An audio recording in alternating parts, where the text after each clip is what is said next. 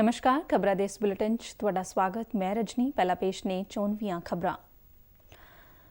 All India presiding ਅਧਿਕਾਰੀਆਂ ਦੀ 2 ਰੋਜ਼ਾ 80ਵੀਂ conference Gujarat ਦੇ ਕੇਵਾੜੀਆ ਦੇ ਵਿੱਚ ਅੱਜ ਤੋਂ ਰਾਸ਼ਟਰਪਤੀ ਰਾਮਨਾਥ ਕੋਵਿੰਦ ਕਾਨਫਰੰਸ ਦਾ ਉਦਘਾਟਨ ਕਰਨਗੇ।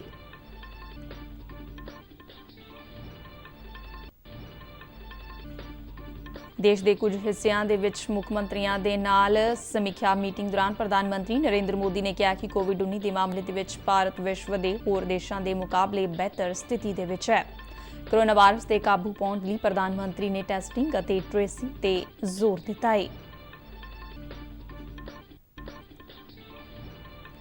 डॉक्टर हर्षवर्धन ने कहा कि कोविड-19 वर्गियां चुनौतियों के नाल नजिठण के लिए बहुपक्षी सहयोग की इको एक उपराला है।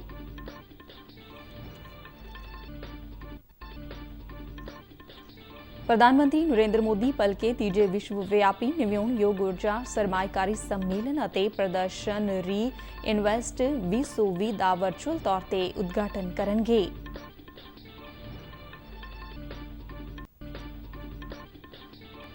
केंद्रीय खेतीबाड़ी मंत्री नरेंद्र सिंह तोमर ने पेंडू इलाकों के प्राइमरी सहकारी सेवाओं को सिखलाई देने के प्रोग्राम सहकार प्रज्ञा का उद्घाटन किया। सरकार ने देश की प्रभुसत्ता अखंडता रक्षा ते सुरक्षा के लिए खतरा बन रही 43 होर ऐपां ते पाबंदी लगाई। इस तो पहला इस बरे जून के 177 ऐपां ते पाबंदी लगाई जा चुकी है।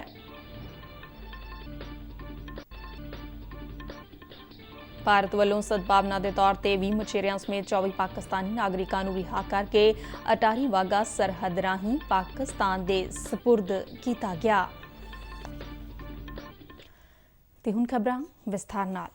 राष्ट्रपति रामनाथ कोविंद अज गुजरात के केवाड़िया दे विच 2 दिना 80वीं ऑल इंडिया प्रिजाइडिंग अधिकारियों की कानफ्रेंस का उद्घाटन करेंगे। 2 दिनों की यह कानफ्रेंस लोक सभा वालों आयोजित की जा रही है। कानफ्रेंस का इस वरे दा थीम मजबूत लोकतंत्र के प्रमुख हिस्सों विधानपालिका कार्यपालिका ते न्यायपालिका विचाले सद्भावनापूर्ण तालमेल पैदा करना है। प्रधानमंत्री नरेंद्र मोदी पल के इस कानफ्रेंस के समाप्ति इजलास को संबोधन करेंगे। ऑल इंडिया प्रिजाइडिंग अधिकारियों की कानफ्रेंस 1921 के विच शुरू हुई सी अते इस वरे इस कानफ्रेंस ਨੂੰ प्रिजाइडिंग अधिकारियों की 2 साला कानफ्रेंस वजों मनाया जा रहा है। कानफ्रेंस के विच उप राष्ट्रपति वेंकैया नायडू, लोक सभा के स्पीकर और कानफ्रेंस के चेयरमैन ओम बिरला, गुजरात के रामपाल आचार्य देवव्रत और गुजरात के मुख्यमंत्री विजय रूपानी भी हिस्सा लैणगे। लोक सभा के स्पीकर ओम बिरला ने इस कानफ्रेंस बारे कल नवी दिल्ली के विच मीडिया नूं दस्सिया कि इस कानफ्रेंस के नाल देश के सारे प्रिजाइडिंग अधिकारियों ते होरनां नूं राष्ट्रपति, उप राष्ट्रपति और प्रधानमंत्री तो सेध मिलेगी। उन्होंने कहा कि संविधान निर्मातावां ने संविधान के रचेता सियासी दलों तो उपर उठ की अते इस दे विच लोकतंत्र गणराज की व्यवस्था की। विशेष रूप से इसलिए भी महत्वपूर्ण है कि हमने इस समय विषय रखा है सशक्त लोकतंत्र के लिए विधायिका, कार्यपालिका और न्यायपालिका का समन्वय से किस तरीके से हम लोकतंत्र को मजबूत कर सकते हैं।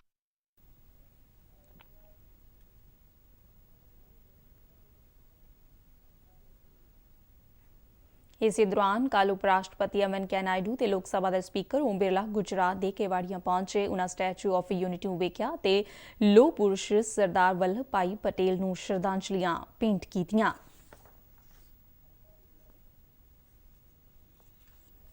कोरोना वायरस के काबू पाने लिए प्रधानमंत्री नरेंद्र मोदी ने टैसटिंग ते ट्रेसिंग ते जोर दिता है। देश के कुछ सूबों के मुख मंत्रियों के नाल समीक्षा मीटिंग दौरान प्रधानमंत्री ने कहा कि कोविड-19 के मामले दे विच भारत विश्व के होर देशों के मुकाबले बेहतर स्थिति दे विच है।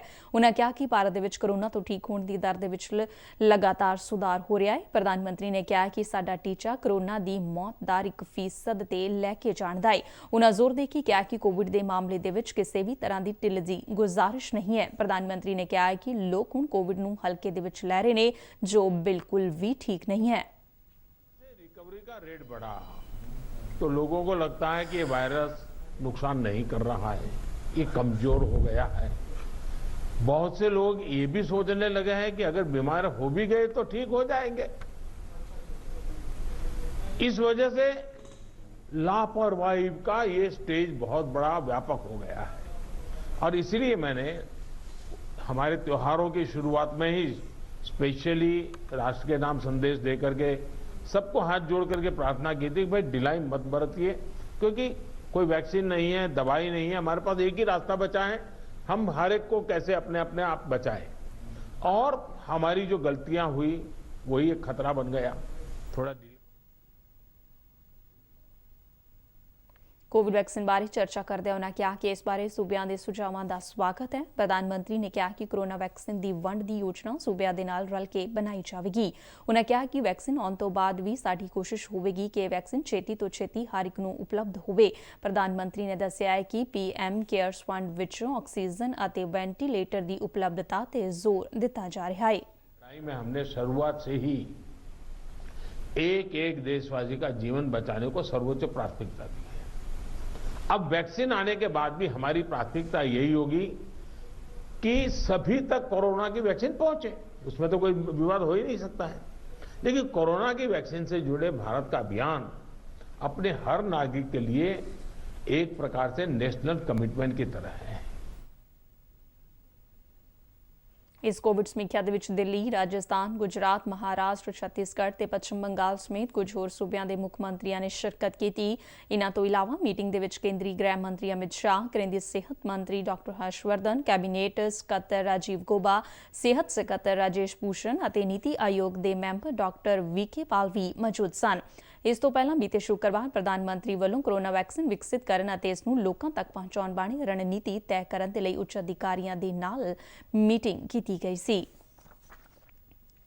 ਕੇਂਦਰੀ ਸਿਹਤ ਤੇ ਪਰਿਵਾਰ ਭਲਾਈ, ਵਿਗਿਆਨ ਤੇ ਟੈਕਨੋਲੋਜੀ ਮੰਤਰੀ ਡਾਕਟਰ ਹਰਸ਼ਵਰਧਨ ਨੇ ਕਿਹਾ ਕਿ ਕੋਵਿਡ-19 ਮਹਾਮਾਰੀ ਵਰਗੀਆਂ ਵਿਸ਼ਵ-ਵਿਆਪੀ ਚੁਣੌਤੀਆਂ ਦੇ ਨਾਲ ਨਜਿੱਠਣ ਦੇ ਲਈ ਬਹੁਪੱਖੀ ਸਹਿਯੋਗ ਹੀ ਇੱਕ ਵੱਡਾ ਉਪਰਾਲਾ ਹੈ। ਨਵੀਂ ਦਿੱਲੀ ਦੇ ਵਿੱਚ ਕੱਲ੍ਹ ਪਹਿਲੀ ਵਰਚੁਅਲ ਸ਼ੰਘਾਈ ਸਹਿਯੋਗ ਸੰਗਠਨ ਵੱਲੋਂ ਆਯੋਜਿਤ ਕੀਤੇ ਗਏ ਨੌਜਵਾਨ ਵਿਗਿਆਨੀਆਂ ਦੇ ਸੰਮੇਲਨ ਨੂੰ ਸੰਬੋਧਨ ਕਰਦਿਆਂ ਡਾਕਟਰ ਹਰਸ਼ਵਰਧਨ ਨੇ ਇਨ੍ਹਾਂ ਨੌਜਵਾਨ ਵਿਗਿਆਨੀਆਂ ਨੂੰ ਮੌਜੂਦਾ ਕੋਰੋਨਾ ਮਹਾਮਾਰੀ ਸਮੇਤ ਹੋਰ ਕਈ ਆਮ ਚੁਣੌਤੀਆਂ ਦੇ ਹੱਲ ਲਈ ਇਕਜੁੱਟ ਹੋ ਕੇ ਕੰਮ ਕਰਨ ਦਾ ਸੱਦਾ ਦਿੱਤਾ। ਉਨ੍ਹਾਂ ਦੱਸਿਆ ਕਿ ਭਾਰਤੀ ਮੈਡੀਕਲ ਖੋਜ ਪਰਿਸ਼ਦ ICMR ਕੋਵਿਡ ਟੀਕੇ ਦੇ ਪ੍ਰੀਖਣ ਦੇ ਵਿੱਚ ਸ਼ਾਮਲ ਹੈ ਅਤੇ ਭਾਰਤ ਟੀਕਾ ਬਣਾਉਣ ਵਾਲੇ ਮੁੱਖ ਅਦਾਰਿਆਂ ਵੱਲੋਂ ਕੀਤੇ ਜਾ ਰਹੇ ਕਲੀਨਿਕਲ ਪ੍ਰੀਖਣਾਂ ਦੀ ਮੇਜ਼ਬਾਨੀ ਵੀ ਕਰ ਰਿਹਾ ਹੈ। ਉਨ੍ਹਾਂ ਕਿਹਾ ਕਿ ਦੇਸ਼ ਦੇ ਵਿੱਚ ਵੱਖ-ਵੱਖ ਪੜਾਵਾਂ ਤੇ 30 ਟੀਕੇ ਵਿਕਾਸ ਦੀ ਲੀਹ ਤੇ ਅਤੇ ਇਨ੍ਹਾਂ ਦੇ ਵਿੱਚੋਂ 2 ਲਗਭਗ ਵਿਕਾਸ ਦੇ ਐਡਵਾਂਸ ਪੜਾਅ ਤੇ ਨੇ। ਉਨ੍ਹਾਂ ਕਿਹਾ ਹੈ ਕਿ ਕੋਵੈਕਸਿਨ ICMR ਭਾਰਤ ਬਾਇਓਟੈਕ ਦੇ ਸਹਿਯੋਗ ਰਾਹੀਂ ਵਿਕਸਿਤ ਕੀਤੀ ਜਾ ਰਹੀ ਹੈ, ਜਦਕਿ Covishield serum institute of India ਵੱਲੋਂ ਵਿਕਸਿਤ ਕੀਤੀ ਜਾ ਰਹੀ ਹੈ। ਡਾਕਟਰ ਹਰਸ਼ਵਰਧਨ ਨੇ ਕਿਹਾ ਕਿ ਭਾਰਤ ਸਰਕਾਰ ਨੇ ਕੋਵਿਡ-19 ਦੇ ਟੀਕੇ ਦੀ ਖੋਜ ਦੇ ਲਈ 12 ਕਰੋੜ ਅਮਰੀਕੀ ਡਾਲਰ ਦੀ ਆਰਥਿਕ ਸਹਾਇਤਾ ਦੇਣ ਦਾ ਐਲਾਨ ਕੀਤਾ ਹੈ।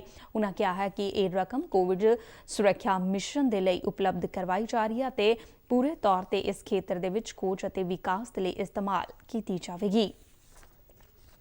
ਪ੍ਰਧਾਨ ਮੰਤਰੀ ਨਰਿੰਦਰ ਮੋਦੀ ਭਲਕੇ ਤੀਜੇ ਵਿਸ਼ਵ-ਵਿਆਪੀ ਨਵਿਆਉਣਯੋਗ ਊਰਜਾ ਸਰਮਾਏਕਾਰੀ ਸੰਮੇਲਨ ਅਤੇ ਪ੍ਰਦਰਸ਼ਨੀ ਰੀ-ਇਨਵੈਸਟ 2024 ਦਾ ਵਰਚੁਅਲ ਤੌਰ ਤੇ ਉਦਘਾਟਨ ਕਰਨਗੇ। 3 ਰੋਜ਼ਾ ਚੱਲਣ ਵਾਲੇ ਇਸ ਸੰਮੇਲਨ ਦਾ ਆਯੋਜਨ ਨਵੀਂ ਅਤੇ ਨਵਿਆਉਣਯੋਗ ਊਰਜਾ ਬਾਰੇ ਮੰਤਰਾਲਾ ਕਰ ਰਿਹਾ ਹੈ।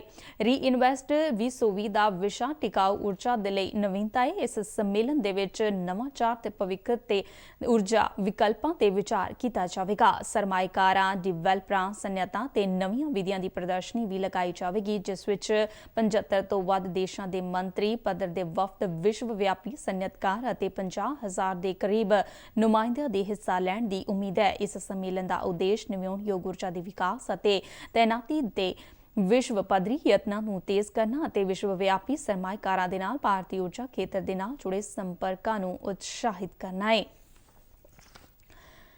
ਕੇਂਦਰੀ ਖੇਤੀਬਾੜੀ ਮੰਤਰੀ ਨਰਿੰਦਰ ਸਿੰਘ ਤੋਮਰ ਨੇ ਪੇਂਡੂ ਇਲਾਕਿਆਂ ਦੇ ਵਿੱਚ ਪ੍ਰਾਇਮਰੀ ਸਹਿਕਾਰੀ ਸੇਵਾਵਾਂ ਨੂੰ ਸਿਖਲਾਈ ਦੇਣ ਦੇ ਪ੍ਰੋਗਰਾਮ ਸਹਿਕਾਰ ਪ੍ਰੀਖਿਆ ਦਾ ਉਦਘਾਟਨ ਕੀਤਾ। ਉਨ੍ਹਾਂ ਕਿਹਾ ਕਿ ਕੌਮੀ ਸਹਿਕਾਰੀ ਵਿਕਾਸ ਨਿਗਮ NCDC ਦੇ ਸਹਿਕਾਰ ਪ੍ਰੀਖਿਆ ਦੇ 45 ਨਵੇਂ ਸਿਖਲਾਈ ਮੋਡਿਊਲ ਲਕਸ਼ਮਣ ਰਾਓ ਇਮਾਨਦਾਰ ਕੌਮੀ ਸਹਿਕਾਰੀ ਖੋਜ ਅਤੇ ਵਿਕਾਸ ਅਕੈਡਮੀ ਦੇ ਨਾਲ ਦੇਸ਼ ਦੇ ਪੇਂਡੂ ਇਲਾਕਿਆਂ ਦੇ ਵਿੱਚ ਪ੍ਰਾਇਮਰੀ ਸਹਿਕਾਰੀ ਸੇਵਾਵਾਂ ਨੂੰ ਸਿਖਲਾਈ ਦੇਣਗੇ।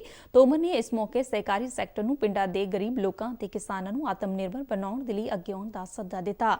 ਉਨ੍ਹਾਂ ਕਿਹਾ ਕਿ ਦੇਸ਼ ਦੇ ਵਿੱਚ ਇਸ ਵੇਲੇ 8.5 ਲੱਖ ਤੋਂ ਵੱਧ ਸਹਿਕਾਰੀ ਸਭਾਵਾਂ ਦਾ ਵੱਡਾ ਨੈਟਵਰਕ ਹੈ ਅਤੇ 29 ਕਰੋੜ ਤੋਂ ਵੱਧ ਇਨ੍ਹਾਂ ਸਭਾਵਾਂ ਦੇ ਮੈਂਬਰ ਨੇ, ਜਿਨ੍ਹਾਂ ਦੇ ਵਿੱਚੋਂ 94% ਕਿਸਾਨ ਨੇ ਜੋ ਘੱਟੋ ਘੱਟ ਇੱਕ ਸਹਿਕਾਰੀ ਸਭਾ ਦੇ ਮੈਂਬਰ ਨੇ। ਉਨ੍ਹਾਂ ਕਿਹਾ ਕਿ ਸਹਿਕਾਰਤਾ ਵਿਭਾਗ ਆਤਮ ਨਿਰਭਰ ਭਾਰਤ ਦੇ ਵਿੱਚ ਮੁੱਖ ਭੂਮਿਕਾ ਹੈ ਅਤੇ ਖੇਤੀਬਾੜੀ ਦੇ ਵਿੱਚ ਕਿਸਾਨਾਂ ਦੇ ਜ਼ੋਖਮਾਂ ਨੂੰ ਘੱਟ ਕਰਨ ਦੇ ਵਿੱਚ ਮਦਦ ਕਰਨ ਦੇ ਨਾਲ-ਨਾਲ ਬੇਈਮਾਨ ਵਪਾਰੀਆਂ ਦੇ ਸ਼ੋਸ਼ਣ ਤੋਂ ਬਚਾ ਸਕਦਾ ਹੈ। ਉਨ੍ਹਾਂ ਕਿਹਾ ਕਿ NCDC ਸਹਿਕਾਰੀ ਸਭਾਵਾਂ ਵਿੱਤੀ ਸੰਸਥਾ ਵਜੋਂ ਉਭਰੀ ਹੈ ਤੇ ਇਸ ਵੱਲੋਂ ਦੇਸ਼ ਦੇ ਵਿੱਚ ਵੱਖ-ਵੱਖ ਵਰਗਾਂ ਦੀਆਂ ਸਹਿਕਾਰੀ ਸਭਾਵਾਂ ਨੂੰ 1.58 ਲੱਖ ਕਰੋੜ ਰੁਪਏ ਦੇ ਕਰਜ਼ੇ ਮੁਹੱਈਆ ਕਰਵਾਏ ਗਏ ਨੇ। ਬਾਕੀ ਦੀਆਂ ਖਬਰਾਂ ਇਸ ਬ੍ਰੇਕ ਤੋਂ ਬਾਅਦ।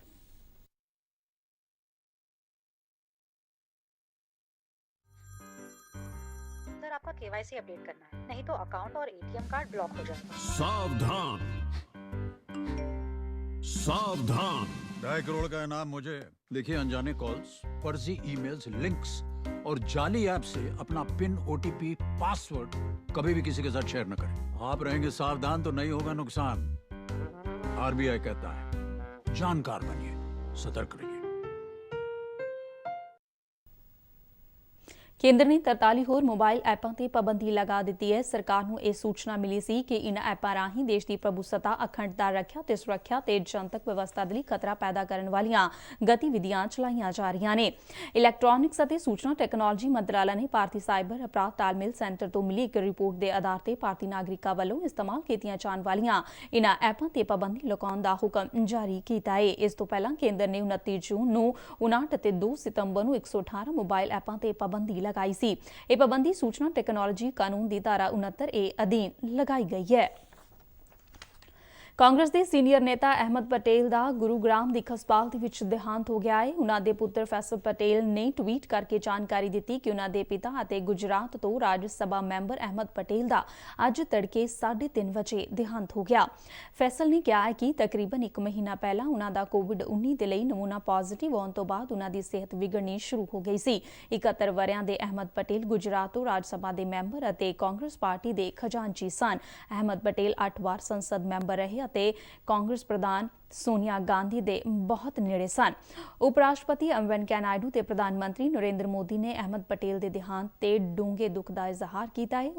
ਪ੍ਰਧਾਨ ਮੰਤਰੀ ਨਰਿੰਦਰ ਮੋਦੀ ਨੇ ਉਨ੍ਹਾਂ ਦੇ ਦੇਹਾਂਤ ਤੇ ਦੁੱਖ ਦਾ ਪ੍ਰਗਟਾਵਾ ਕਰਦਿਆਂ ਕਿਹਾ ਕਿ ਉਨ੍ਹਾਂ ਨੂੰ ਹਮੇਸ਼ਾ ਆਪਣੀ ਉੱਚੀ ਸਿਆਸੀ ਸੂਝ-ਬੂਝ ਦੇ ਲਈ ਯਾਦ ਕੀਤਾ ਜਾਂਦਾ ਰਹੇਗਾ। ਪ੍ਰਧਾਨ ਮੰਤਰੀ ਨੇ ਟਵੀਟ ਕਰਕੇ ਕਿਹਾ ਹੈ ਕਿ ਪਟੇਲ ਨੇ ਕਈ ਵਰ੍ਹਿਆਂ ਤੱਕ ਸਮਾਜ ਦੀ ਸੇਵਾ ਕੀਤੀ, ਜਨਤਕ ਜੀਵਨ ਦੇ ਵਿੱਚ ਵੱਡੀ ਪਹਿਚਾਣ ਬਣਾਈ। ਪ੍ਰਧਾਨ ਮੰਤਰੀ ਨੇ ਉਨ੍ਹਾਂ ਦੇ ਪੁੱਤਰ ਫੈਸਲ ਦੇ ਨਾਲ ਗੱਲਬਾਤ ਕਰਕੇ ਦੁੱਖ ਸਾਂਝਾ ਕੀਤਾ। ਉਨ੍ਹਾਂ ਕਿਹਾ ਕਿ ਪਟੇਲ ਨੇ ਕਾਂਗਰਸ ਪਾਰਟੀ ਦੀ ਮਜ਼ਬੂਤੀ ਦੇ ਲਈ ਕੰਮ ਕੀਤਾ ਹੈ। ਰੇਲਵੇ ਵਿਭਾਗ ਵੱਲੋਂ ਪੰਜਾਬ ਦੇ ਵਿੱਚ ਰੇਲ ਸੇਵਾਵਾਂ ਬਹਾਲ ਕਰ ਦਿੱਤੀਆਂ ਗਈਆਂ ਸਨ, ਜਿਸ ਤੋਂ ਬਾਅਦ ਰੇਲ ਗੱਡੀਆਂ ਦੀ ਆਵਾਜਾਈ ਮੁੜ ਤੋਂ ਸ਼ੁਰੂ ਹੋ ਗਈ। ਕੋਇਲਾ ਦੇ ਖਾਦ ਲੈ ਕੇ ਰੇਲ ਗੱਡੀਆਂ ਪੰਜਾਬ ਪਹੁੰਚੀਆਂ ਤੇ ਮੁਸਾਫਰ ਗੱਡੀਆਂ ਵੀ ਸੂਬੇ ਦੇ ਵਿੱਚ ਦਾਖਲ ਹੋਈਆਂ। ਰੇਲ ਗੱਡੀਆਂ ਰਾਹੀਂ ਦੂਜੇ ਸੂਬਿਆਂ ਦੇ ਲਈ ਅਨਾਜ ਦੀ ਢੋਆ ਢੁਆਈ ਵੀ ਸ਼ੁਰੂ ਹੋ ਗਈ। ਸੂਬੇ ਦੇ ਵਿੱਚ ਰੇਲ ਸੇਵਾਵਾਂ ਮੁੱਖ ਮੰਤਰੀ ਵੱਲੋਂ ਅੰਦੋਲਨਕਾਰੀ ਕਿਸਾਨਾਂ ਦੀ ਤਰਫੋਂ ਰੇਲ ਟਰੈਕ ਖਾਲੀ ਕਰਨ ਬਾਰੇ ਭਾਰਤ ਸਰਕਾਰ ਨੂੰ ਸੂਚਨਾ ਦਿੱਤੇ ਜਾਣ ਤੋਂ ਬਾਅਦ ਹੀ ਬਹਾਲ ਕੀਤੀਆਂ ਗਈਆਂ। ਪਰ ਅਜੇ ਵੀ ਕੁਝ ਥਾਈਂ ਕਿਸਾਨ ਰੇਲ ਪਟੜੀਆਂ ਤੇ ਬੈਠੇ ਨੇ, ਜਿਸ ਦੇ ਨਾਲ ਪ੍ਰਸ਼ਾਸਨ ਪੱਬਾ ਭਰ ਰਿਹਾ। ਕਿਸਾਨ ਮਜ਼ਦੂਰ ਯੂਨੀਅਨ ਬਾਕੀ ਕਿਸਾਨ ਜਥੇਬੰਦੀਆਂ ਵੱਲੋਂ ਵੱਖ ਹੋ ਕੇ ਰੇਲ ਰੋਕੂ ਅੰਦੋਲਨ ਨੂੰ ਜਾਰੀ ਰੱਖਣ ਤੇ ਵਜਦ ਹੈ। ਇਸ ਜਥੇਬੰਦੀ ਦੇ ਮੈਂਬਰ ਅੰਮ੍ਰਿਤਸਰ ਜ਼ਿਲ੍ਹੇ ਦੇ ਵਿੱਚ ਜੰਡਿਆਲਾ ਗੁਰੂ ਨੇੜੇ ਰੇਲ ਪਟੜੀਆਂ ਤੇ ਰੇਲਵੇ ਸਟੇਸ਼ਨ ਤੇ ਧਰਨੇ ਤੇ ਬੈਠੇ ਰਹੇ। ਅੰਮ੍ਰਿਤਸਰ ਜ਼ਿਲ੍ਹੇ ਦੇ ਡਿਪਟੀ ਕਮਿਸ਼ਨਰ ਗੁਰਪ੍ਰੀਤ ਸਿੰਘ ਖਹਿਰਾ ਅਤੇ SSP ਧਰੁਵਦਈਆ ਨੇ ਮੌਕੇ ਤੇ ਪਹੁੰਚ ਕੇ ਕਿਸਾਨਾਂ ਨੂੰ ਸਮਝਾਇਆ ਤੇ ਪੰਜਾਬ ਦੇ ਹਿੱਤਾਂ ਅਤੇ ਮੁਸਾਫਰਾਂ ਦੀ ਸਹੂਲਤ ਨੂੰ ਧਿਆਨ ਵਿੱਚ ਰੱਖਦਿਆਂ ਰੇਲ ਗੱਡੀ ਨੂੰ ਰਸਤਾ ਦੇਣ ਦੀ ਅਪੀਲ ਕੀਤੀ, ਪਰ ਕਿਸਾਨ ਆਪਣੀ ਗੱਲ ਤੇ ਅੜੇ ਰਹੇ। ਜਿਸ ਮਗਰੋਂ ਡਿਪਟੀ ਕਮਿਸ਼ਨਰ ਨੇ ਰੇਲ ਅਧਿਕਾਰੀਆਂ ਦੇ ਨਾਲ ਗੱਲਬਾਤ ਕਰਕੇ ਗੋਲਡਨ ਟੈਂਪਲ ਐਕਸਪ੍ਰੈਸ ਨੂੰ ਬਿਆਸ ਸਟੇਸ਼ਨ ਤੇ ਰੁਕਵਾਇਆ। ਰੇਲ ਮੁਸਾਫਰਾਂ ਦੇ ਲਈ ਬੱਸਾਂ ਦਾ ਪ੍ਰਬੰਧ ਕੀਤਾ ਗਿਆ। ਬਾਅਦ ਦੇ ਵਿੱਚ ਬਾਕੀ ਮੁਸਾਫਰਾਂ ਨੂੰ ਵਾਇਆ ਤਰਨਤਾਰਨ ਅੰਮ੍ਰਿਤਸਰ ਦੇ ਲਈ ਰਵਾਨਾ ਕੀਤਾ ਗਿਆ। ਇਹ ਗੱਡੀ ਕੋਈ 8:45 ਵਜੇ ਅੰਮ੍ਰਿਤਸਰ ਪਹੁੰਚੀ। ਜ਼ਿਲ੍ਹਾ ਪ੍ਰਸ਼ਾਸਨ ਵੱਲੋਂ ਮੁਸਾਫਰਾਂ ਦੇ ਲਈ ਚਾਹ ਬਿਸਕੁਟਾਂ ਦਾ ਪ੍ਰਬੰਧ ਕੀਤਾ ਗਿਆ ਅਤੇ ਨਾਲ ਹੀ ਉਹਨਾਂ ਨੂੰ ਘਰਾਂ ਤੱਕ ਛੱਡਣ ਦੇ ਲਈ ਬੱਸਾਂ ਦਾ ਵੀ ਪ੍ਰਬੰਧ ਕੀਤਾ ਗਿਆ। ਭਾਰਤ ਵੱਲੋਂ ਸਦਭਾਵਨਾ ਦੇ ਤੌਰ ਤੇ 20 ਮਛੇਰਿਆਂ ਸਮੇਤ 24 ਪਾਕਿਸਤਾਨੀ ਨਾਗਰਿਕਾਂ ਨੂੰ ਰਿਹਾ ਕਰ ਦਿੱਤਾ ਗਿਆ। ਇਹਨਾਂ ਦੇ ਵਿੱਚ ਗੁਜਰਾਤ ਦੀ ਕੱਚ ਜੇਲ੍ਹ ਦੇ ਵਿੱਚ ਕੈਦ 20 ਮਛੇਰੇ ਅਤੇ ਇੱਕ 16 ਸਾਲਾ ਨਾਬਾਲਿਗ ਸਮੇਤ 4 ਪਾਕਿਸਤਾਨੀ ਨਾਗਰਿਕ ਸ਼ਾਮਲ ਸਨ। ਇਹਨਾਂ ਸਾਰਿਆਂ ਨੂੰ BSF ਦੇ ਅਧਿਕਾਰੀਆਂ ਵੱਲੋਂ ਟਾਰੀ ਵਾਗਾ ਸਰਹੱਦ ਦੀ ਜ਼ੀਰੋ ਲਾਈਨ ਤੇ ਪਾਕਿਸਤਾਨੀ ਰੇਂਜਰਾਂ ਦੇ ਹਵਾਲੇ ਕੀਤਾ ਗਿਆ। ਗੁਜਰਾਤ ਦੀ ਕੱਚ ਜੇਲ੍ਹ ਚੋਂ ਸਜ਼ਾ ਪੂਰੀ ਕਰ ਵਤਨ ਪਰਤ ਰਹੇ ਮਛੇਰਿਆਂ ਨੇ ਦੱਸਿਆ ਕਿ ਉਹ ਪਾਕਿਸਤਾਨ ਦੇ ਸਮੁੰਦਰ ਦੇ ਵਿੱਚ ਮੱਛੀਆਂ ਫੜਦੇ ਇਸ ਸਮੇਂ ਭੁਲੇਖੇ ਦੇ ਨਾਲ ਭਾਰਤੀ ਖੇਤਰ ਦੇ ਵਿੱਚ ਅੰਦਰ ਦਾਖਲ ਹੋਣ ਤੇ ਸਾਲ 2016 ਦੇ ਵਿੱਚ ਫੜੇ ਗਏ ਸਨ ਅਤੇ ਸਜ਼ਾ ਮੁਕੰਮਲ ਹੋਣ ਉਪਰੰਤ ਉਹਨਾਂ ਨੂੰ ਰਿਹਾ ਕੀਤਾ ਗਿਆ। ਇਹਨਾਂ ਤੋਂ ਇਲਾਵਾ ਰਿਹਾ ਹੋਏ 4 ਹੋਰ ਪਾਕਿਸਤਾਨੀ ਨਾਗਰਿਕਾਂ ਦੇ ਵਿੱਚ ਬਲੋਚਿਸਤਾਨ ਦਾ ਰਹਿਣ ਵਾਲਾ 16 ਵਰ੍ਹਿਆਂ ਦੇ ਹਰਸ਼ੀ ਉਲਾ ਵੀ ਸ਼ਾਮਲ ਸੀ, ਜੋ 1.5 ਸਾਲ ਪਹਿਲਾਂ ਭੁਲੇਖੇ ਦੇ ਨਾਲ ਭਾਰਤੀ ਸਰਹੱਦ ਦੇ ਵਿੱਚ ਦਾਖਲ ਹੋਣ ਤੇ ਗ੍ਰਿਫਤਾਰ ਕੀਤਾ ਗਿਆ ਸੀ ਅਤੇ ਹੁਸ਼ਿਆਰਪੁਰ ਤੇ ਲੁਧਿਆਣਾ ਦੀਆਂ ਜੇਲ੍ਹਾਂ ਦੇ ਵਿੱਚ 1.5 ਸਾਲ ਦੀ ਕੈਦ ਕੱਟਣ ਉਪਰੰਤ ਵਤਨ ਵਾਪਸ ਭੇਜਿਆ ਗਿਆ। 3 ਹੋਰ ਪਾਕਿਸਤਾਨੀ ਨਾਗਰਿਕ ਗੈਰ ਕਾਨੂੰਨੀ ਤਰੀਕੇ ਦੇ ਨਾਲ ਭਾਰਤ ਦੇ ਵਿੱਚ ਦਾਖਲ ਹੋਣ ਤੇ ਗ੍ਰਿਫਤਾਰ ਕੀਤੇ ਗਏ ਸਨ ਅਤੇ 4 ਤੋਂ 5 ਸਾਲਾਂ ਦੀ ਸਜ਼ਾ ਕੱਟ ਕੇ ਵਾਪਸ ਭੇਜੇ ਗਏ। ਆਪਣੀ ਘਰ ਵਾਪਸੀ ਤੇ ਬੇहद ਖੁਸ਼ ਨਜ਼ਰ ਆ ਰਹੇ ਇਨ੍ਹਾਂ ਕੈਦੀਆਂ ਨੇ ਭਾਰਤ ਸਰਕਾਰ ਦਾ ਧੰਨਵਾਦ ਕੀਤਾ ਅਤੇ ਦੋਵਾਂ ਮੁਲਕਾਂ ਦੀਆਂ ਸਰਕਾਰਾਂ ਨੂੰ ਸਜ਼ਾਵਾਂ ਪੂਰੀਆਂ ਕਰ ਚੁੱਕੇ ਇੱਕ ਦੂਜੇ ਦੇ ਕੈਦੀਆਂ ਨੂੰ ਤੁਰੰਤ ਰਿਹਾ ਕਰਨ ਦੀ ਅਪੀਲ ਕੀਤੀ। सर मेरा नाम मंजूर, पाकिस्तान का हूँ मैं। इधर आया मछली पकड़ने के लिए समंदर में। उधर BSF वालों ने हमारे को पकड़ लिया, ले आया इधर भारत में।